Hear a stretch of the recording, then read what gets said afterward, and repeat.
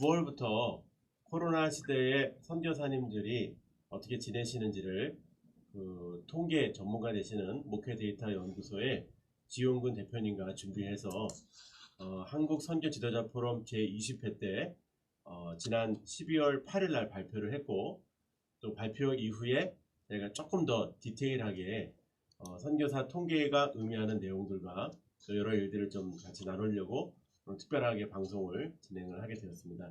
우리 지용근 우리 대표님 잠깐 선교사님들께 인사 한번 해주시죠. 네, 안녕하세요. 네, 목회 데이터 연구소 운영하고 있는 지용근입니다. 반갑습니다. 네.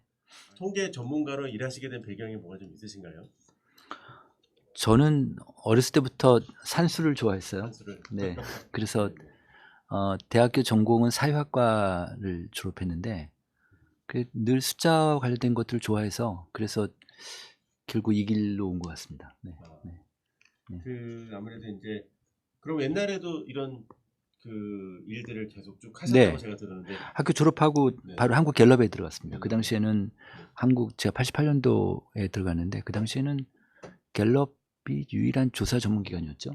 그래서 거기서 이제 조사 전문가로 이제 훈련을 계속 받았죠. 저는 이제 메이저라고 하면 이제 선거 여론 정치 조사, 네, 정치 조사나 근데 부동산 개발 조사 뭐 이런 것들, 일반 여론 조사들, 네, 그렇게 했습니다. 네. 우리가 보통 통계니까 통계학과 나오실 줄 알았는데 사회학과를 나오셨네요. 네네. 아무래도 사회 현상을 좀 사회 보는 현상을 거니까. 보고 통계학은 네. 조사 결과를 뽑아내기 위한 툴이라고 보면 되고요. 그러니까 사회를 보는, 그다음 사람을 보는. 제 생각에는 이 분야는 심리학과가 제일 유리한 것 같아요. 사람의 마음을 읽는 거니까. 네. 딱 조사자를 뽑아내니까. 이 일 하시면서 이렇게 여러 지금 요새 핫하시다고 제가 들었어요. 왜냐하면 교회 어떤 행사나 세미나 같은데 보면 항상 주광사로 이렇게 옆에 딱 떠 있는 걸 제가 봤는데 아무래도 이제 그동안 이제 뭐 그럴 거야 뭐 수치 그냥 뭐 어바웃 뭐 이 정도였는데 정확한 통계를 얘기하기를 이제 한국 교회가 원하는 건데 거기를 좀 이렇게 진행을 하셔서 목회 데이터 연구소를 설립을 하셨는데 좀 그 얘기를 좀 해주실 수 있을까요? 저희 과 친구들끼리 이제 가끔 모이게 되는데 제 친구들 중에서 이제 목회자가 이제 목사님이 몇 분 계세요. 그래서 한 번은 한 4-5년 됐을 거예요. 이게 같이 만나는데 이 친구가 제가 이제 그 한국 갤럽 출신이고 계속 이 조사 통계 쪽 일을 하는 걸 아니까 그다음에 또 제가 이제 갤럽 있을 때부터 계속 기독교 통계를 제가 늘 했었어요. 네. 그러니까 저를 보더니 그 생각이 난 거예요. 그러니까 이 친구가 자기가 이제 주일날 설교 준비를 하려고 하다 보니까 이제 몇 주 전에 신문에서 행복에 대한 여론조사 결과를 봤는데 근데 이거를 주일날 설교에 인용하려고 했더니 못 찾겠더래요. 검색을 하니까. 저를 보니까 그 생각이 난 거예요. 그래서 너는 조사 통계다 기독교 너 교회를 다니고 하니까 목사들이 무슨 통계 자료를 원하는지 알지 않느냐. 그러니까 저희는 이제 사역을 공부했으니까 이 사회 현상을 그래도 중도적이고 객관적으로 볼 수 있는 유일한 도구가 통계예요, 사실은. 그러니까 목사들이 좀 균형적인 시각을 갖고 하는 게 좋겠다 싶어서 이제 그런 서로 얘기하다가 그래서 너가 이런 사회 통계나 기독교 통계를 잘 모아가지고 정기적으로 좀 딜리버리를 해주면 그러면 자기가 목사 100명을 모아보겠대요. 아 그래 맞아 이런 니즈가 있지 이렇게 좀 생각을 하고 있었죠. 저도 뭐 제일 바쁘니까 하다가 그러다 제가 이제 한기원이라 한국 기독교 언론 포럼이라고 있는데 거기 이사로 있어요. 거기에 목사님들이 큰 교회 목사님들이 계시는데 그분들한테 이 아이디어를 딱 던지니까 야 이거 우리나라에 없는 건데 이러시는 거예요. 그러면서 이거 한번 해보지. 그게 출발점이었어요. 이게 우리나라에는 없는데 그러셨는데 그러면 다른 나라는 있나요? 비슷한 모르겠어요. 없을 거요. 이렇게 그러니까 정기적으로 이렇게 없을 거예요. 근데 물론 이제 자기네가 조사해서 나름대로 발표하는 그런 기독교 관련해서 미국에는 좀 있어요. 미국에 예를 들어서 뭐 침례교단 그 남침례교단에서 운영한 라이프웨이라든지 퓨 리서치라든지 그다음에 이제 바너 연구소라든지 이런 몇 군데는 있는데 한국은 없죠. 통계라고 하는 게 이제 뭐 보통 교회에서 그러잖아요. 야 다 그랬어, 다 그래. 근데 이제 그거를 이제 객관성 있게 아니야, 그렇죠. 정확치 않아 이렇게 하는데 통계 조사를 하면서 좀 어려움이나 좀 보람은 어떤 게 있는지 먼저 어려움부터 좀 있을까요? 기독교 일하면서 이게 지금 매주마다 주간 리포트가 나가는 거예요. 그러니까 그 주별로 이번 주에는 어떤 아이템으로 해야 될까? 주제 정하는 게 되게 기획하는 게. 네. 그리고 매주마다 한 번씩 나가니까 보고서 저희 보고서 보셨죠? 네네. 아, 이거 뭐 이 주말이 없어진 거예요. 주말이, 주말 아, 라이프가. 네. 그러네. 네. 그러니까 뭐 주말에도 작업을 해야 되고 계속 데이터 찾아야 되니까. 그다음에 아이고 이거 이렇게 계속 하다가는 제가 어떻게 될지 모르겠어요. 그 정도.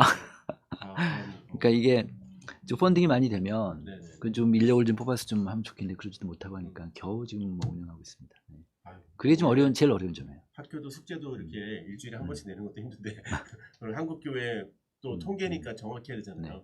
이거에 대한 부담과 스트레스 이게 굉장히 많으실 수 있을 것 같은데 그래도 좀 보람이 있나요? 어떤 일단 제가 이제 기독교가 이제 어떻게 흘러가는지를 머릿속에 있는 것 같아요. 제 머릿속에. 그다음에 우리 사회가 지금 어떤 트렌드로 좀 가고 있다. 근데 성도들은 우리 사회 트렌드와 좀 어떻게 가고 있고 목회자들은 어떻게 가고 있고 이런 것들이 좀 그려지죠. 사실은. 그런 게 좀 의미가 있고. 그다음에 저 보람이라면 이거죠. 뭐 저희 보고서를 목사님들이 설교 강단에서 직접 인용하는. 네.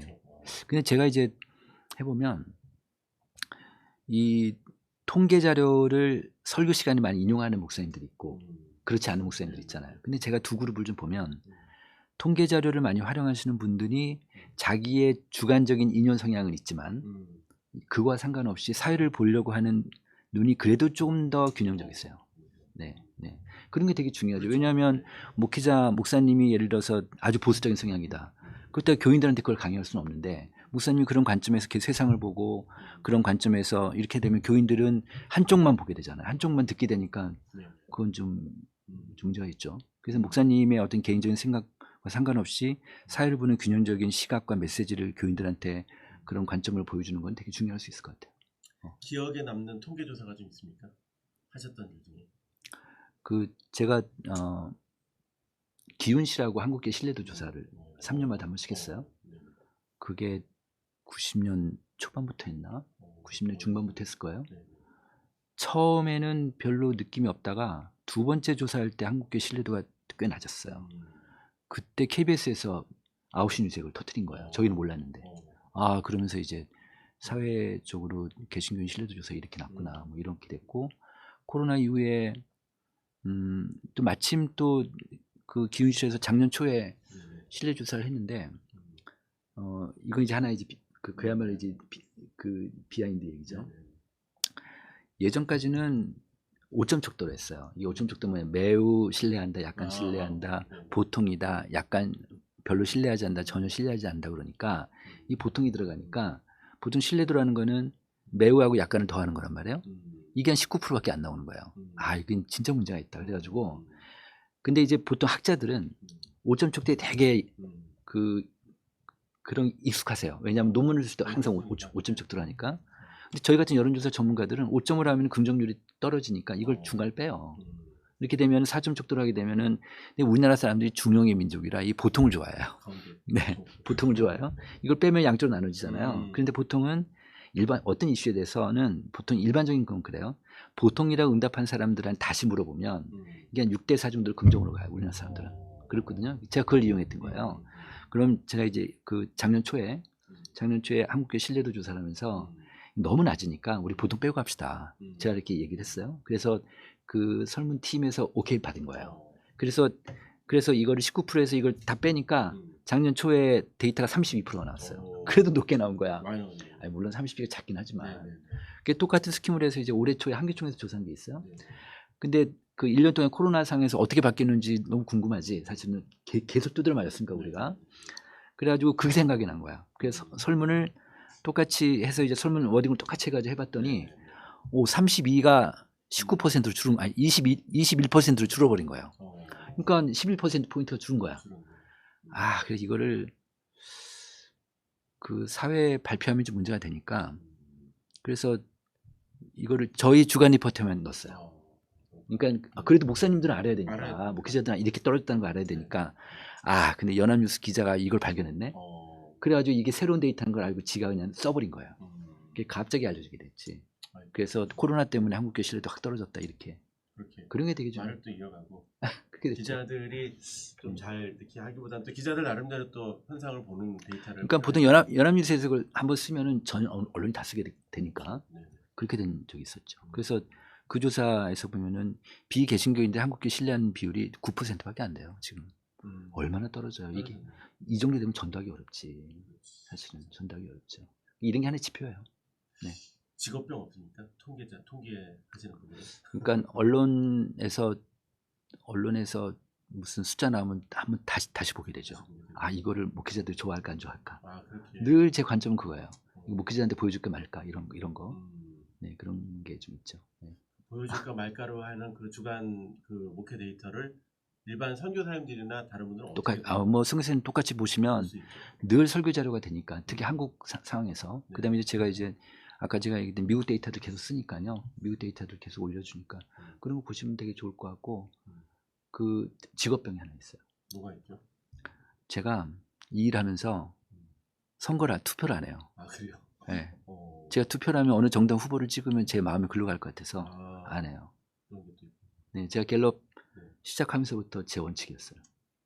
네. 또 그런 또 그래서 나름대로 저는 또 원칙과 철학입니다. 투표 날은 제 아내하고 맨날 놀러 가요. 그래서 어머니들도 전부침 안 먹잖아요. 그 아까 그 목회 데이터 연구소의 데이터들을 선교사님들도 볼 수 있나요? 그러면 어떻게 이게 다 무료입니다. 신청하면? 그러니까 네. 카톡에 네. 카톡에 목회 데이터 연구소를 검색어를 치면, 치시면 네. 거기서 그냥 바로 그 채널 추가하시면 됩니다. 채널 추가하는. 네, 그러면 이제 매주 금요일 날 오후 2시에 저희 보고서 나가고요. 그다음에 이제 홈페이지에는 홈페이지에 들어가셔서 그냥 바로 메인 페이지에 구독 신청이 있어요. 클릭만 하시면 돼요. 클릭하면 자동 네. 저도 지금 메일을 계속 네, 그러면 이제 메일 주소만 입력하시면 되죠. 그렇게 하면 지금 현재 한 6천 명 정도 나오고 있습니다. 그러니까 이게 네. 참 선교사님들이 이 고급 데이터들을 그냥 무료로 다 받을 수 있는 거고 이게 뭐 교회에게만 아니라 전반적인 이런 사회 현상들 현상들 다 그렇죠. 하는 거니까 네. 너무 귀한 일을 하시는데 이번에 그 KWMA하고 이 코로나 시대 해외 선교사 의견 조사를 시작하게 된 이유가 있을까요? 네.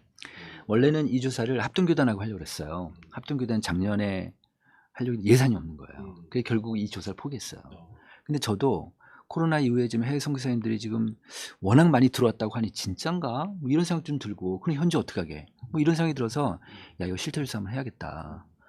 왜냐하면 이제 국내 조사는 진짜 많이 했는데 해외 쪽은 전혀 모르니까 해외 선교사님들이 지금 어떤 상황인지 모르니까 근데 그동안 또 그 선교사 관련 데이터들 보면 그러니까 KKWM이 마찬가지지만 네 그렇지만 그냥 기본적인 인덱스들하고 그렇죠. 뭐 그런 것밖에 없어서 아주 디테일한 인식조사 같은 건 잘 못하셔가지고 아 이런 데이터 하나 있으면 좋겠다라고 생각하고 이제 그래서 말씀 나누게 되고 여기까지 온 것 같습니다.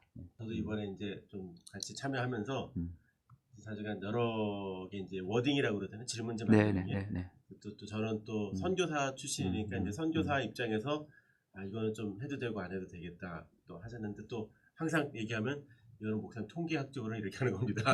이런 얘기가 있었는데 그런 어떠한 뭐 그 이번에 목회 데이터 연구소에서 이 조사를 하는 그 과정을 조금 간단히 소개해 줄 수 있을까요? 네, 설문 구성이 되게 중요하죠. 그다음에 이제 근데 설문지가 제일 중요해요. 뭐 그 설문을 이렇게 저렇게 만들 수도 있으니까. 그래서 보통 저희 같은 조사 전문가들은요. 신입사원이 들어오잖아요. 신입연구원이 들어오면 설문지를 자기가 어느 정도 완성형으로 만드는데 3년 걸려요. 그 정도로 어려워요 이게. 네, 설문 되게 어렵죠. 그냥 없는 상태에서 만들려고 해서 진짜 못 만들어요 아예. 네. 그러니까 그래서 그 설문의 완성도를 높이는 게 되게 중요할 것 같고 그다음에 이제 샘플링인데 이번 조사 같은 경우는 무작위가 아니죠. 왜냐하면 랜덤하게 추출한 게 아니라 편의적으로 추출한 거라고 봐야 되죠. 근데 그럼에도 불구하고 그래도 해외 선교사들이 지금 전체 총 모집단이 한 3만 명? 2만 3천 정도면 그래도 최소 표본수가 500명은 돼야 된다. 이런 관점에서 500명 이상 채우려고 했었죠. 네, 그렇게 하고 이제 로 데이터가 나오면 그런 데이터를 갖고 이제 그 데이터를 갖고 이제 SPSS라는 프로그램이 있어요. 그 프로그램을 통해서 통계 패키지인데 그걸 갖고 이제 뽑아내면 일반 앙케이트랑 다른 게 뭐냐면 일반 앙케이트는 이제 그 문항별로 문항별로 이건 몇 프로다 몇 프로다 다 집계 수집계 할 수밖에 없죠. 엑셀로 한다든지. 근데 요거는 이제 계층별로 나와요. 계층별로 성별로 그다음에 연령별로 그러니까 연령이 많은 분들은 예컨대 이제 이번에 보면 여생을 선교지에서 그냥 거기서 그냥 남겠다. 연령별로 굉장히 틀리거든요. 그러니까 이런 것들은 데이터 통해서 볼 수 없고 앙케이트는 못 보죠. 그런 것들은 뭐 그런 거라든지 그냥 지역별로 본다든지 그냥 선교 단체별로 본다든지 다 그렇게 볼 수 있는 그런 장점들이 있죠. 그래서 이 데이터를 좀 그냥 저희 그 풀리포트가 이제 오픈이 되니까 이걸 자세히 보시면 되게 좋아요. 네. 그러면 이제 요거를 어떤 뭐 URL 또 이렇게 해갖고 뭐 네, 그렇죠. 예, 네. 그러니까 설문지를 만들어 URL 만들어서 핸드폰으로 예전에는 그 조사 이 여론 선도층 조사를 할 때 제일 조사하기가 어려운 그룹 중에 하나가 목회자들이었어요. 목사님들 진짜 조사 안 해주거든요. 정말 안 해주니까 돈이 2배, 3배가 들어요. 왜냐 어려우니까. 근데 지금 이제 핸드폰이라는 게 있으니까 스마트폰으로 그냥 핸드폰으로 바로 URL만 주면 바로 클릭만 하면 저희 회사 그 연구소의 호스트 컴퓨터로 바로 들어오니까 그러니까 그런 면에서는 굉장히 좀 수월해졌죠. 그러면 이제 통계를 이렇게 하고 또 보니까 한 2주 정도 분석하는 시간이 또 필요한 거예요. 네, 그러니까 아까 얘기처럼 이제 그런 SPS라는 통계 패키지를 통해서 수치가 나오면, 그러니까 그걸 이제 크로스 탭이라고 그러는데 그 숫자가 나오면 그거 갖고 이제 보고서를 써야지. 보고서 써야죠. 그러면 이제 연구원이 보고서를 써오면 제가 이제 보고 해석상 잘못된 것들이 있을 거고 다 수정하고 한 장 한 장 다 보고 막 그런 작업들이. 네. 그거를 진짜 뭐 이렇게 특별 프로젝트로 뭐 이렇게 하는 것도 있지만 또 매주마다 그거를 하셔야 되니까 매주는 기존에 나와 있는 데이터들 기존에 있는 데이터들을 그거를 모아가지고 모아서 편집 정리해서 가공하는 거죠. 그렇게. 네. 어쨌든 뭐 통계조사하는 게 저희도 이제 이번에 선교사님들하고 해보니까 진짜 금방 그 뭐 그 정도 못 채우겠어 했는데 또 쉽지 않더라고요. 어렵죠. 네. 근데 어쨌든 객관성 있는 조사를 했고 이번에 한 500분 이상 이제 선교사님들이 참석을 해서 네. 결과가 좀 나왔는데요. 이제 조금 그 한선지포 때 일단 하기는 했지만 그래도 한 번 더 좀 이렇게 얘기를 해주셔서 얘기를 좀 듣고 저도 이제 좀 찍어서 좀 질문할 거를 좀 진행하도록 하겠습니다. 한 25분 정도 편안하게 이제 얘기를 해주시면 되겠습니다. 지난번에 발표했던 것보다 약간 좀 몇 가지 더 추가해서 좀 말씀드리도록 하겠습니다. 추가 말씀드려볼게요. 그 선교 사역을 하고 있는, 그러니까 그러니까 국내에서 행정이나 뭐 그런 선교기관의 그런 목사님들을 일단 다 제외했고 해외에서 선교 사역을 하고 있는 그런 분들 대상으로 좀 했던 거고, 이번에 총 503명을 조사했고 조사 기간은 이번에 설문 기간이 되게 길었어요, 그죠? 설문을 이렇게 한번 드래프트를 만들면 또 이걸 보면 또 새로운 아이디어 나오니까 그래서 오랫동안 걸렸고, 조사는 11월 17일부터 28일까지 12일 동안 했고요. 그 다음에 이번에는 그 합동교단에서 교육국장님이 저희 설문지도 많이 고쳐주고 그랬습니다. 그 다음에 이제 리서치는 지인권 리서치에서 했고, 그 다음에 분석하고 연구 분석은 목회데이터 연구소하고 이렇게 같이 했습니다. 설문 내용들 좀 보면 먼저 선교지에 대한 조사가 좀 있습니다. 선교지가 있는데 그 사역지가 어디냐고 좀 물어보니까 아시아 지역이 한 71.5%가 나왔어요. 70% 정도. 동남아시아가 제일 높았고, 그다음 동부가 뭐 남아시아, 뭐 중앙아시아가 합해가지고 71%좀 됐고, 그다음 중동이 8%, 아프리카 6%, 중남미 6%, 유럽이 5%, 북아메리카 1.4%, 남태평양 0.8%. 그러니까 전 세계 골고루 다 나왔던 것 같습니다. 네. 그리고 그 지역 사이즈.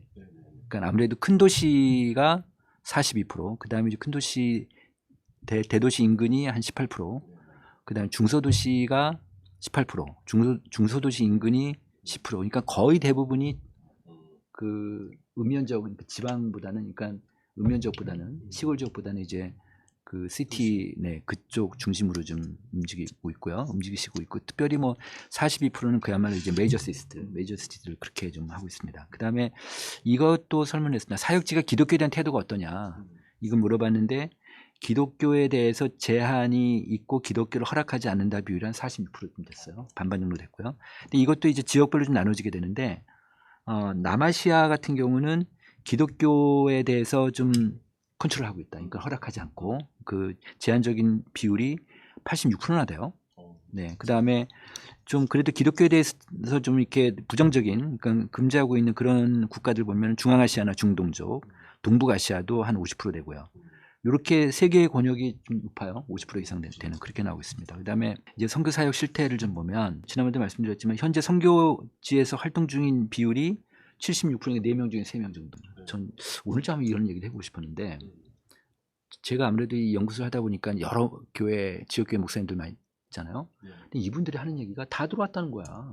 다 들어왔다는 거예요. 음. 이분들이 어떤 경로로 그런 얘기를 들었는지 모르겠지만 약간 가짜 뉴스가 좀 있는 것 같아요. 그렇죠. 이분에서.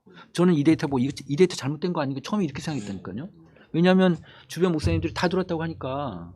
근데 아닌 걸 아니잖아요. 그래서 이런 것들은 좀 많이 알려줄 필요가 있겠다. 그렇죠. 그 다음에 앞으로 지금 들어오신 분들 중에 선교지로 돌아갈 계획이 있습니까 했더니 이게 지금 11월 달 조사했는데 올해 안에 돌아갈 계획이라는 분이 30%가 넘어요. 32%. 그 다음에 내년 말까지 돌아가겠다는 게 20%에서 절반 이상이 내년 말에 다 돌아가겠다. 그러니까 이거는 코로나 상관없이.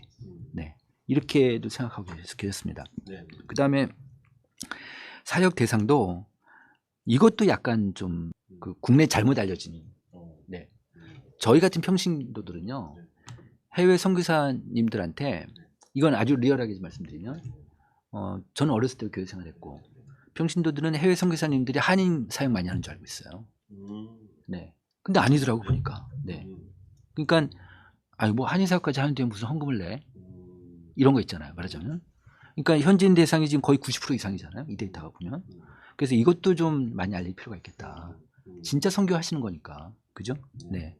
그 다음에 현지에서 중점 사역은 뭘 하십니까? 그랬더니 훈련 사역, 그 다음에 교회 개척, 그 다음에 캠퍼스, 뭐 학교 신학교육 이런 것들 이렇게 많이 하고 있고, 그 다음에 어린이 청소년 사역도 한 33%가 되고 있고, 네, 이렇게 하고 있습니다. 그 다음에 현지에서 가장 필요한 게 무엇입니까? 이 질문이 또 하나 있어요. 그랬더니 현지에서 가장 필요한 거는 현지인 교육. 현지인 교육이 58%. 그 다음에 재정적 지원이 좀 필요하다. 42%. 사역 장소도 좀 없어서 사역 장소가 좀 확보됐으면 좋겠다. 20%. 그러니까 이게 이런 데이터만 보더라도 되게 열악한 게 금방 나와요. 사실은. 어렵다는 거가 뭐 말로 표현 안 하고 이 숫자만 봐도 금방 알 수 있죠. 사실은. 네. 복귀한 선교사들이 굉장히 꽤 많고 이번에도 이제 그 선교사들이 또 현장에 이제 다시 돌아갈 거에 대한 게 많이 있는데 네. 그 현지인 교육을 이렇게 많이 하고 있는 선교사님들을 이렇게 보면은 지금 코로나 때문에 많이 멈춰 있잖아요. 요 데이터들이 앞으로 어떤 사역으로 이렇게 가야 되겠다고 하는 그 방향을 좀 줄 수 있는 게 또 뒤에 나오죠. 조사 중에 뭐 온라인 사역이라든지. 그렇죠. 네, 그렇죠. 네네. 네. 네. 이렇게 돼 있고 저도 보니까 선교사님들이 대도시에 또 많이 살고 계시고 어쨌든 뭐 아시아니까 아시아에 또 많이 가시는 걸로 이렇게 나와 있고 기독교 제안은 아마 이게 남아시아에 인도가 이제 들어가 있어요. 네. 인도니까 네. 13억 8천. 그래서 오케이. 네, 그래서 네네. 네. 오케이. 아까 또 목사님들 얘기한 대로 뭐 선교사들 많이 들어왔다고 하지만 저희도 조사를 저번에 한 KWMA에서도 5월달에 했더니 꽤 많이 들어가신 거예요. 그러니까 이제 들어가시는데 왔다가 다시 들어가시고. 그렇죠. 왔다가 들어가신 거예요. 네네. 들어가시는 상황들이 이제 인식되기보다는 뭐 다 한국에 있다 그러니까 그냥 그러더니 했나 보다 얘기했는데 통계가 얘기를 해주니까. 네. 오케이. 그다음에 바람직한 선교 형태를 물었더니 교회 개척해야 된다. 이게 38% 제일 높았고, 그다음에 이제 사역을 현지인으로 이제 이양한다. 그것도 되게 중요하잖아요, 그죠? 그렇죠. 네. 그다음에 온라인 사역이 이제 앞으로 바람직할 것이다. 이게 세 번째로 나왔고, 근데 문화적 접근, 예체능이라든지 한류를 활용한다. 뭐 이런 순으로 나왔습니다. 그다음에 코로나 이전의 사역을 100으로 봤을 때, 요거 이제 목회하시는 분들한테 물었어요. 코로나 이전 사역을 100으로 했을 때 지금 얼마나 되십니까 했더니 한 70 정도 됐습니다. 네. 근데 이건 한국은 한 80까지 올라가요. 한국은. 네. 한국 75, 80 정도 올라가는데, 그러니까 그 한국보다 약간 더 떨어지는 것 같고요. 네. 그 다음에 코로나로 인한 현지 목회 어려움이 무엇입니까? 이렇게 물었어요. 그랬더니 현지 목회 어려움은 성도의 교제가 좀 약화됐다. 교제를 잘 못하니까 주일 성수 인식이 약해졌다. 그 다음에 온라인 해야 되는데 온라인 시스템 하기가 좀 어렵다. 이런 거였는데, 그런데 국내 목회자들한테 똑같이 이걸 물어봤어요. 그랬더니 요거 이제 6월달 조사한 건데 그 국내 목회자들은 다음 세대 교육을 가장 높게 나오고, 그다음 출석 교인 수 감소, 교인의 주일 성수 인식 이런 것들이 나오고, 그러니까 예를 들어서 그 선교사님들은 이제 성도 간에 이제 못 만나니까 이런 것들이 되게 중요하게 좀 생각하시는데, 한국계 목회자들은, 국내 목회자들은 다음 세대 교육이라든지 그다음에 교인 수가 일단 주는 거에 대해서 굉장한 좀 그 압박감 받고 계신 거죠. 네. 그다음에 코로나로 인해서 긍정적인 변화가 무엇입니까? 이렇게 물었더니 대면 예배의 소중함, 경험, 그다음에 온라인 시스템 개발, 그다음에 성도 간의 교제에 대한 소중함을 경험했다. 뭐 이런 수로 나왔는데, 국내 목회자들은 그 현장 예배에 대한 소중함 똑같아요. 그렇지. 그건 똑같이 1위가 나왔는데, 선교사님들은 두 번째가 온라인 얘기 나왔거든요. 근데 국내 목회자는 온라인이 없어요. 이건 긍정적이지 않아. 네. 지난번에 이제 기자들이 저한테 질문했어요. 네. 그래서 일단은 첫째는 왜 선교사하고 목회자들이 차이가 이렇게 있을까? 그래서 이제 목회자들은 뭐 다음 세대 네. 그랬는데, 온라인 장비나 온라인에 대해서도 선교사들은 좀 절박하게 이렇게 체크를 많이 했는데, 목회자들은 좀 그렇지 않다. 이런 얘기가 있는데, 왜 이렇게 차이가 나냐고 이제 기자들이 물었는데, 어떻게 제가 답을 해야 될까요?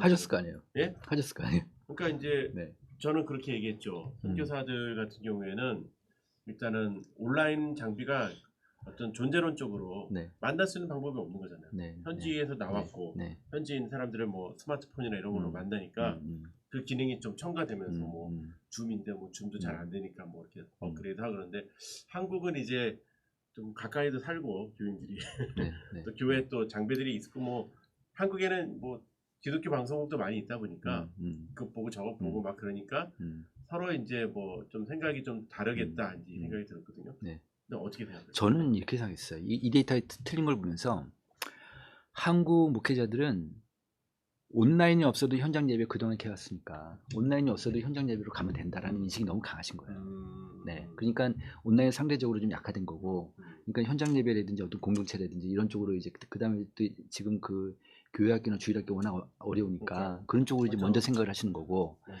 그 선교사님들은 일단 사람 못 모이니까 온라인이라도 해야 돼. 온라인이 유일한 방법인 거예요, 말하자면. 왜냐하면 그러니까 뭐 그 교인 수가 몇백 명, 몇천 명이면 그래도 좀 괜찮은데 그런 게 아니니까 다 소수일 테니까 못 모이니까 일단 온라인이라도 연결 네트워크를 시켜야 된다는 그런 감각감, 그러니까 그런 위기감, 그러니까 온라인에 대한 절실함이 좀 여기 딱, 예, 그런 게 좀 느껴졌습니다. 네. 그렇죠. 아무래도 이제 교회 목회자들은 네. 이제 어른들은 예배 드리는데 네. 교회 학교가 이제 네. 하기 어려우니까 네. 거기에 대한 좀 책임감이 네. 있어서. 네. 그래서 저는 국내 목회자들은 온라인이 절실하진 않지만 온라인의 생존의 그 필요 조건은 아니지만 선교사님들은 온라인이 필요 조건이라고 생각해요. 생존에. 네. 근데 이제 좀 염려되는 게 온라인이 이렇게 중요하다 이렇게 얘기를 이제 선교사님들이 하는 거잖아요. 뒤에 통계도 보니까 네. 좀 그런 네. 부분이 있는데, 그럼 이제 온라인으로 하면 이제 좀 장비가 들어가고 기계가 들어가니까 좀 후원 교회 입장에서는 약간 좀 부담이 될 수도 있겠고, 그렇죠. 네. 또 한편으로는 이제 온라인이니까 뭐 선교사님 거의 꼭 가야 돼, 온라인으로 하지 뭐 그 현지 안 가도 뭐 이렇게 되는 이런 약간 좀 염려가 되는데, 현상적으로는 선교사님들이 현실에서 느끼는 거는 네. 온라인 비중이 커졌다는 거죠. 그죠. 네. 네. 그래서 네. 후원교회 와서 직접 본인의 말로 설명할 필요가 있을 것 같아요. 그렇죠. 네. 후원교회 와서 설득하고 지금 상황이 이렇다. 한국교회랑 다르다. 온라인 안 할 수 없는데 온라인 비용도 들고 그렇다고 제가 여기 와서 할 수 없는 거 아니냐. 예를 들면 그런 식으로 충분히 설득하고 서로 커뮤니케이션하고 소통하고 하는 게 되게 중요할 것 같은데, 그래서 우리 이번 조사에서 보면은 국내 후원자들, 국내 교인들의 선교 인식을 강화시키는 게 되게 중요하잖아요. 그죠? 그런 면에서는 선교 편집뿐 아니라 지금 이제 줌으로도 되니까, 예를 들면 그 어느 교회에서 저는 이런 생각했던 거죠. 그러니까 예를 들어 저희 교회에서도 이제 그 선교사를 이제 파송하는데 그 선교사님이 교인들한테 선교 편지가 잘 접촉이 안 돼요. 접근이 안 돼요. 선교 편지 분명 교회는 올 텐데 교인들한테 다 이게 안 되는 거죠. 그러니까 이분이 뭐 하는지 모르는 거죠, 사실은. 잘 모르죠. 그냥 기도할 때 뭐 어디 계시는 선교사님 하지만, 그죠? 그러니까 별로 느낌이 없는 거야. 느낌이. 예를 들어서 이분 지금은 줌으로 되니까, 예를 들어 주일 오후 예배 때 이분이 현장에서의 어떤 현장의 모습들을 그대로 보여준다든지 줌으로, 그렇잖아요, 그죠? 이런 것들이 되게 중요할 수 있겠다. 그 다음에 당회를 하게 되면 당회를 하는데 이제 줌이 되니까 현장에서 당회를 같이 참여하는 거죠, 말하자면. 그래서 현장에서의 목소리를 그대로 들어서 당회원들이 지금 현장이 이렇구나, 이런 것들을 계속해서 보여줄 필요가 있다는 거죠. 네. 진짜 뭐 옛날엔 우스갯소리로 한참 기도했더니 아이고 선교사님 남자였어요 이런 얘기가 있었고 선교사님 기도 편지 잘 못 네. 봤다 이런 얘기 많은데 이런 또 선교사의 어떤 영상이나 네, 온라인 그렇죠. 기반의 그런 것들이. 자료들이 네. 좀 더 네. 한국 교회에 좀 그렇죠. 알려지고 네, 네, 교류를 네. 할 수 있는 네, 네. 그런 일이 네. 네. 코로나 이후에 가장 큰 변화가 올 부분이 앞으로 올 부분이 뭐라고 생각하냐 했더니 선교사님들은 53%가 온라인이었어요. 온라인 예배, 온라인 컨텐츠 활성화. 그런데 국내 목회자들은 교회 출석 기회에서 감소될 거다. 우리가 충분히 이제 이해할 수는 있지만, 그러니까 바로 눈앞에 지금 이게 지금 교회 못 오니까 지금 이 코로나 인경우도 지금 못 오고 있잖아요. 어떻게 보면 지금 50%라 하지만 50% 다 못 오고 있으니까, 그죠? 제가 지금 아는 어떤 교회는 교인 수가 한 3,000명 정도 되는데 그래도 우리 교회는 50%다 찰차를. 근데 안 되는 거야. 안 되는 거야. 지금 30%? 30, 40%같이 안 되고. 네. 선교사님들 두 번째가 소그룹 중심의 공동체. 그러니까 이게 어차피 지금 안 될 테니까 코로나 이후엔 소그룹이 되게 중요하겠다 이런 생각을 선교사님들 하고 계시고, 근데 국내 목회자들은 두 번째로는 교회학교 학생이 감소될 거다. 그러니까 교인 수가 감소되는 거 이런 것들이 이제 더 우선적으로 관심이 더 크신 거죠. 그러니까 우려시죠, 뭐 우려. 네, 네. 그다음 질문은 이거였습니다. 코로나 상황이 지속되는 때 계속 지속되는데 현재 사역 어떻게 하실래요? 이걸 물어봤어요. 그랬더니 현재 선교 활동을 계속하겠다. 이게 91%. 저는요 이 데이터를 보면서 뭉클했어요.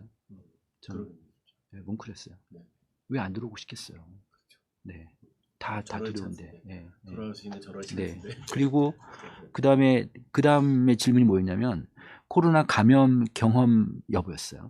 그랬더니 걸린 적 없다가 83%, 걸린 적 있으나 치료받았다가 17, 그다음에 걸린 상태인데 지금 치료받고 있다 0.4. 그러니까 걸린 선교사님들이 17%예요. 우리나라 국내 목회자 코로나 걸린 분들이 얼마나 될까요? 그렇게 많지는 그렇게까지는 많지 않지. 5%도 안 될 거예요. 그죠? 그러니까 이런 거 보면 와, 선교사 17%나 지금 코로나 걸려 있어요. 이거는 17%라는 얘기는 누구나 걸릴 수 있다는 얘기든지. 그렇죠. 이 정도면 우리가요. 제가 하나 좀 상식적으로 말씀드리면 어떤 차 있잖아요. 차 새로운 모델이 하나 나왔어요. 새로운 차 모델이 나왔는데 이 차가 막 길가에 돌아다니는 게 막 보여요. 눈에 보일 때 5%예요. 5%. 17%는요 다 보인다는 얘기예요. 17%는 선교사 중에 누구나도 걸릴 수 있다는 거예요. 네, 그런 거예요. 이게 진짜 제가 근데 선교지에 있겠대요. 맞아요. 아니 제가 인도에 있을 때 네. 대사관에서 대사님이 저한테 물어보는 거예요. 목사님 인도에 그 에어컨 쓰는 사람은 몇 프로 됩니까? 이렇게 물어보길래 뭐 대충 한 15%뭐 이렇게 안 될까요? 뭐 17%뭐 비슷하게 얘기를 했더니 그 대사님이 지금 3%입니다. 누가 조사해서 했더니 LG에서 조사했습니다. 딱 그러는 거예요. 그 얘기 듣는 순간에 와 생각보다 더 제가 생각한 것보다는 많은 사람이 에어컨 쓰는 줄 알았는데 인도도 정말 적게 쓰는 3%면 일반인 눈에 안 보이죠. 안 보이는 거잖아요. 네. 그러니까 여기도 마찬가지로 극상유층이죠. 네. 코로나가 17%나 걸렸다고 하는 거는 선교사들이 꽤 많이 걸린 거잖아요. 그죠. 네, 네. 그리고 이 정도 되면 본인도 걸릴 수 있을 거라는 생각을 갖고 지금 있고. 그냥 사역하시는 거예요. 뭐 그렇게 위기도 있고 또 돌아가신 선교사들이 뭐 거의 40명 다 돼가고 36명 이러니까 또 에어 앰뷸런스 16대 17대 띄우고 그러니까 우리가 생각하는 것보다 선교사들은 훨씬 더 코로나로 인한 노출이나 위험이 더 많은 거라고. 네, 그럼 위기의식이 있으신 거죠. 위기의식이 있고. 네. 네. 네. 또 선교사님은 또 현지에 있는 사람들이 코로나로 죽는 것도 많이 봤을 텐데. 그러니까 우리가 생각한 것보다 더 선교사들은 어려움이 있네요. 네. 그러니까 이 17%가 그냥 넘어갈 수도 있는데 저는 이게 딱 보이더라고요. 17%가. 그다음에 코로나 감염됐을 때 대책이 좀 있습니까 했더니 코로나를 치료할 수 있는 병원이 가까운 곳에 있다. 이게 72. 그다음에 민간요법 등 자가치료법을 알고 있다. 이게 37 정도 되고 코로나 치료를 위한 약품을 준비해 두었다. 27. 그다음에 의료용 산소 발생기 등 치료에 필요한 의료 장비가 있다. 15. 그러니까 한 20%대 정도밖에 지금 못 갖고 계신 거죠. 그러니까 현지인들, 자기 교인들이나 현지인들, 자기 케어하는 분들이 코로나 걸렸어도 어쨌든 선교사님이 커버하지 못하는 거죠. 말하자면 거죠. 네, 그렇게 된 것 같고. 저는 요건 좀 제가 보면서 저는 어때요? 좀 놀란 게 네. 생각보다 많이 그래요? 갖고 있는 거예요. 왜냐하면 탄소 발생기를 지금 네. 제가 이제 파악하고 네, 있는 네. 그 보급률을 보면은 전체 선교사의 아주 그 5% 3%도 안 되는 숫자인데 근데 그래요? 이게 이제 조금 생각보다 15% 정도가 갖고 있는 거잖아요. 근데 이제 그게 네, 탄소 네, 그렇죠. 발생일지 아니면 뭐 다른 뭔지는 모르겠지만 현지에서 조달받을 수 있지 않을까? 현지에서 조달을 받아도 저희가 이제 통계 생각보다 좀 네, 높이 나타나요. 네, 지금 네, 저희가 그 숨 프로젝트라고 탄소 발생기 보내는 운동을 이제 진행을 하고 있는데 네, 네. 거기에 비하면 어쨌든 선교사님들이 그것도 되게 중요시하고 이제 아까 원격 의료 상담 얘기도 나왔잖아요. 그러니까 코로나 때문에 병원도 가지 못하니까 뭔가 호흡 곤란이 오면은 탄소 발생기가 필요하고 탄소 발생기로 계속 연명했는데 병원에 못 가니까 의사한테 말이라도 한번 물어보고 싶은 게 선교사님들 심정인 네, 거예요. 네. 그러다 보니까 이제 원격 의료 상담에 대한 퍼센테이지가 굉장히 높아졌는데 지금 뭐 일반 통계도 저도 좀 봤어요. 굉장히 높아졌는데 저도 원격 의료 상담이 이렇게 선교사님들이 많이 찾는 거라고는 아직은 생각을 못했는데 아주 네, 도움이 많이 네. 됐습니다. 네. 네. 그다음 또 가죠. 네, 네. 가시죠. 지금 후원받는 곳이 어디입니까? 이렇게 물어봤어요. 그랬더니 교회로부터 후원받는 경우가 96%, 그다음에 개인이나 지인들한테가 90%.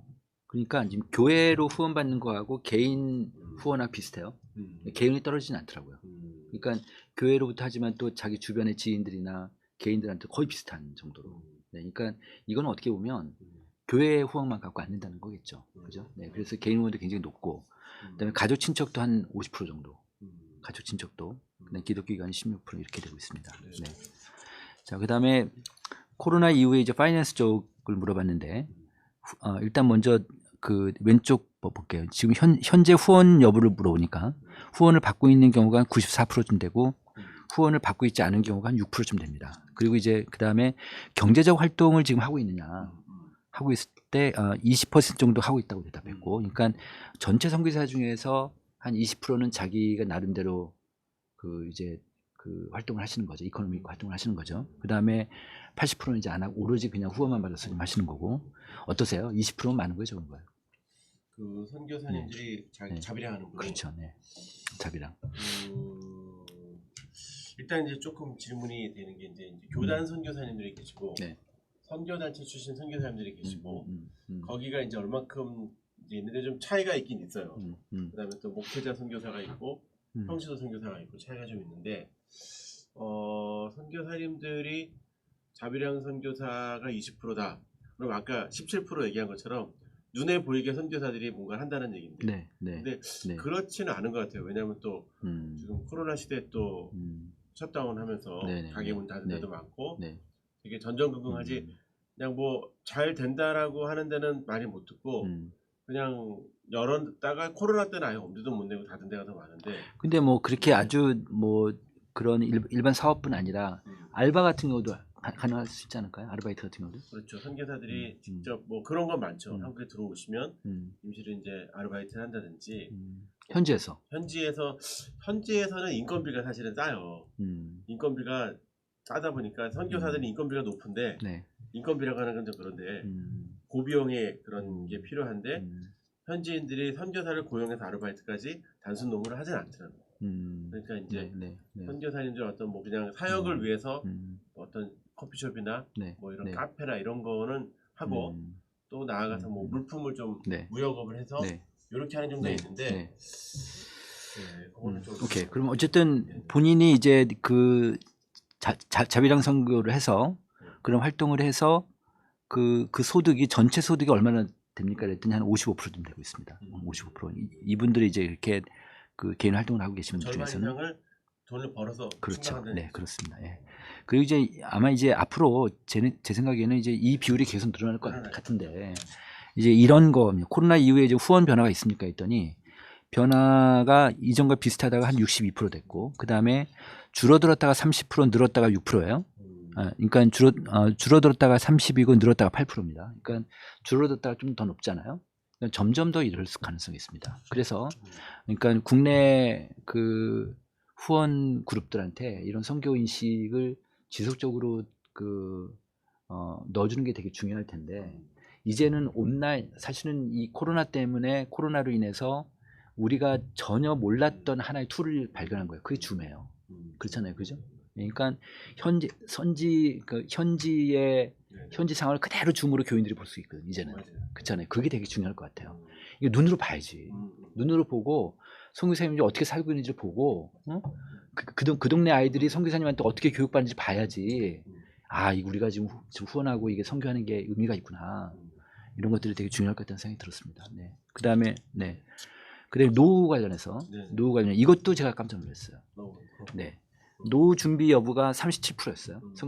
전체 선교사님들. 그런데 우리나라 전체 교회 지금 우리나라 교회에 지금 교인 수 50명 이하가 전체적으로 51%예요. 우리나라 전체 교회 중에. 그러니까 그래프를 그리면 교인 수별로 그리면 이렇게 하다 이렇게 올라가요. 이렇게.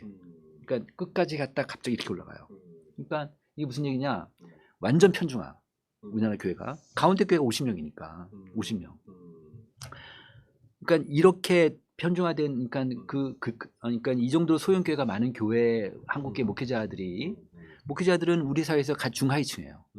제가 이거 발표는 안 했는데 그냥 여기서 말씀드리면 우리나라 전체 대형 교회하고 소형 교회 다 합해가지고 담임 목사 평균 급여가 평균 사례비. 그러니까 사례비가 교회에서 받는 것뿐 아니라 후원 받는 거에 다 해서 200만 원이에요. 200만 원 200 얼마예요? 평균이. 지금 현재 우리나라 한 가정이 200만 원 그거 살 수 있나요? 그거 못 살잖아요. 못 살아요. 네. 목사님들 평균이 그래. 대형 교회까지 다 포함해가지고.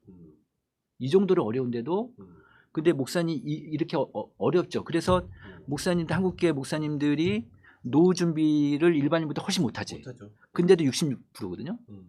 근데 선교사님들은 37%예요. 이거 어떻게 하면 좋아? 선교사님들은 진짜 뭐 최하위층이에요. 그러니까 소시오 이코노미 클래스로 본다면 한국에서 가장 아래층이에요. 이거 딱 보니까. 그런데도 이제 은퇴 준비도 못하죠 뭐 그렇게. 이거 어떻게 해요 이거? 야, 나 이 숫자만 보니까 이거 아휴 진짜 오마이갓. 네. 그래서 이거를 그러니까 한국교회가 좀 공교회 의식 있잖아요. 우리가 사도신경 할 때 공교회성 얘기하잖아요. 공교회 의식이 좀 있었으면 좋겠다는 생각이 드는 거예요. 이것도 같은 한국교회 목회자들인데 그렇잖아요. 이분들 도와야지. 네. 노후 준비를 뭐 선교계에서 오래전부터 얘기를 하고 진행을 하고 뭐 이렇게 조금씩 되고 있는데 이게 이제 현실적으로 다 우리 모두가 이렇게 담기는 아직은 조금 쉽지 않은 과정인데 그래서 한국교회 목회자분들은 뭐 연금이라든지 뭐 이런 부분들을 준비를 하고 있는데 선교사님들은 거기에 훨씬 못 미친다는 얘기죠. 네. 그런 얘기. 네. 알겠습니다. 그리고 이제 우리 한국계 목회자들은 우리끼리 얘기지만 네. 목사님 주변에 교인들이 있으면 교인 중에 부자들이 맞아요. 있거든요. 교인들이 좀- 그럼 도와주거든. 네. 도와주거든. 이분들은 안 그럴 거 아니야. 못 그럴 거 아니에요. 네. 그죠? 그런 게 좀 저는 좀 이거 보면서 되게 마음이 힘들었죠. 네. 여러 가지로 어려움이 많고 네. 선교사님들이 이제 한국에 와서 후원 요청하러 다니는 게 너무 힘든 거예요. 교회도 지금 어렵고 힘드시죠. 네. 교회를 힘드시죠. 딱 보니까 이제 네. 다들 목회자들이 많잖아요. 음. 아이고 교회 빚도 많겠고 음. 코로나 때문에 성도도 네. 없는데 또 여러 가지 지출할 거 많이 있는데 또 선교사까지 이렇게 가갖고 또 이렇게 뭐 하기가 정말 어렵다고들 많이 하시거든요. 그런데 어쨌든 그럼에도 불구하고 또 교회에서는 이제 이렇게 하는 부분이 좀 있네요. 그러니까 네, 그다음 또 갈게요. 은퇴까지 만약에 선교 활동을 계속 하신다면 은퇴 후에 어떻게 하실래요? 그랬더니 선교지에서 여생을 마치고 싶다가 24%니까 4명 중에 한 분 정도 이렇게 나왔어요. 한국에 돌아가고 싶다가 44%. 그다음에 아직 잘 모르겠다 33%. 누구나 다 나이가 들고 되면 다 고향으로 가고 싶죠. 사실은 그렇잖아요. 근데 선교지에서 여생을 마치고 싶다가 4명 중에 한 분인데 여기 연령별로 차이를 보면 39세 이하는 14%, 40대는 17%, 50대는 21%, 60세 이상 고령층은 40%까지 올라가요. 네. 갈수록 이제 네. 우리는 이제 선교지가 더 편한 거죠. 네, 그러실 수도 있고 네. 또 이런 팩터도 있을 거예요. 한국에 들어오면 어떻게 할 수 어디가 없습니까? 할 수 없습니다. 네, 그렇게 없으니까. 네. 그런데 예를 들어서 30대, 40대 선교사님들이 14%, 17%가 남는다고 했잖아요. 이분들 대단한 것 같아요. 그것도 대단한 거죠. 네. 다 진짜 네. 다. 상황들이 좀 다른데도 이렇게 하시는 모습이 네. 기하다. 네. 네. 그리고 선교지에서 여생을 마치고 싶다. 이건 그야말로 우리가 생각하는 뼈를 묻는다. 네, 선교사의 어떤 그런 정체성 같은. 이미지가 있잖아요. 네. 네. 이런 분들이란 말이죠. 저는 이런 분들도 진짜 한국계 많이 도와주면 좋겠다 이런 생각 좀 해봤죠. 네. 그렇죠. 네. 네. 그리고 이제 선교사님들 물어봤습니다. 한국 선교의 긍정적인 부분이 무엇입니까? 이렇게 물었어요. 그랬더니 선교지에서의 열정과 희생적인 삶 이게 압도적으로 높아요. 그냥 본인들이 이렇게 사셨으니까. 그리고 본인들의 선배들이 이렇게 사셨으니까. 네. 그렇죠. 네. 그래서 이런 응답들이 높게 나왔다는 생각이 듭니다. 그다음에 서구 선교를 대체하는 양쪽으로 많은 선교사 배출했다. 그다음에 한국계 적극적인 지원과 후원도 한국 선교의 긍정적인 부분이다. 네. 근데 그게 좀 약해졌어요. 11%밖에 안 돼요. 네, 그다음에 미래 선교에 대해서 몇 가지 물었습니다. 미래 선교를 위한 가장 중요한 과정은 무엇입니까? 했더니 성도들, 소위 얘기해서 후원하는 성도들이 선교 교육 강화를 통해서 선교 의식을 좀 확대시키는 게 좋겠다. 이런 얘기예요. 네. 근데 이거는요. 예를 들어서 교회만 하더라도 교회 의사결정 그룹 있잖아요. 그냥 성도들 있잖아요. 근데 의사결정 그룹이 좋아하는데 선교를 하고 싶어도 성도들이 반대하면 쉽지 않을 거예요. 그죠? 근데 또 성도들이 원하는데 리더십들이 안 하면은 양쪽 다. 그래서 이 의사결정 그룹하고 성도들하고 똑같이 인식을 똑같이 가는 게 굉장히 좀 어려운데 양쪽으로. 이제 코로나로 네. 이제 선교사들이 교회 방문도 못하고 네, 네, 사실 접촉점이 많이 없었던 것 같아요. 왜냐하면 이제 젊은 30대, 20대는 뭐 온라인으로 뭐 네, 다 네, 선교 자료가 많이 떠서 네, 보는데 네, 40대, 50대, 네. 60대는 네, 선교사를 어떻게 좀 만나기도 어렵고 네, 선교사에 대한 어려움을 듣는 음. 그런 기회도 없고 그러다 보니까 이런 부분들이 이제 선교사들 걱정이 되는 거죠. 그러니까 성도들의 변화가 많이 필요하고 이런 교육이 필요하다 이렇게 얘기를 한 건데 이거는 이제 새로운 어떤 포맷으로 이제 교육도 좀 새롭게 바뀌어야 되는 부분으로 접근이 돼야 되겠다. 하나 말씀드릴까요? 네. 그 물건 상품을 살 때 그 구매자가 있고 사용자가 있잖아요. 근데 구매자하고 사용자가 다른 제품군이 몇 개 있어요. 그 중에 하나 대표적인 게 뭐냐 학습지가 있어요. 학습지는 구매자는 엄마고 사용자는 아이래요. 그런데 학습지를 판매하는 회사 입장에서는 양쪽 다 만족을 시켜줘야 돼요. 그러니까 구매자만 만족시킨다 해서 애들 싫으면 또 안 되니까. 근데 애들은 좋아하는데 엄마가 이거 아니야. 그러면 안 되는 거니까. 그래서 이 구매자고 사용자가 다른 제품군들은 마케팅 비용이 많이 들어요. 양쪽을 다 해야 되니까. 그럴 거 아니에요, 그죠? 또 이런 제품이 여성 화장품이 있어요. 여성 화장품이 그 남성 화장품. 남성 화장품의 주 구매자가 여자예요. 그러니까 그러니까 왜냐면 제 화장품도 제 아내가 사요. 네네. 그러니까 이러니까는 남자한테도 마케팅을 해야지 또 여성 고객들한테 여성 구매자들한테 마케팅이 많이 들죠. 네. 이런 것처럼 그러니까 지금 선교사님들이 후원을 받는다는 그런 목표를 보면 교회 리더십 그룹하고 성도들하고 같이 해야 되는 거죠. 네. 이게 되게 중요해요. 네. 근데 이제 사실은 이제 교회 목사님들 입장에서는 성도들한테 직접 오지 말아라. 성도들한테 직접 오기보다는 그냥 교회에 그냥 나한테 보내고 내가 다 그 교인들한테 쉐어한다 이렇게 얘기 되는데 이게 이제 옛날에는 좀 잘 안 돼서 이제 선교사님들 와서 뭐 강사도 이제 돼서 이제 말씀을 전하라 이런 게 있었는데 한 1, 2년 이게 다 이제 중단이 됐으니까 이게 이제 중요한 것 같아요. 키포인트 굉장히 중요한 포인트인데 한국 교회가 코로나 이후에 포인트를 둬야 되는 게 성도들의 선교 교육이라든지 선교에 대한 재인식, 그러니까 인식도 막 선교사님들이 이번에 그랬대요. 성도들이 열심히 삶의 현장에서 막 일을 하고 있는데 본인은 선교지에서 이제 코로나 때문에 들어와서 아무것도 안 하니까 이 아무것도 안 하는 선교사를 보는 성도들의 눈이 좀 틀리다는 거예요. 그러니까 이제 이런 것들이 이해가 될 수 있도록 충분한 인식 교육이 필요하다. 저는 그래서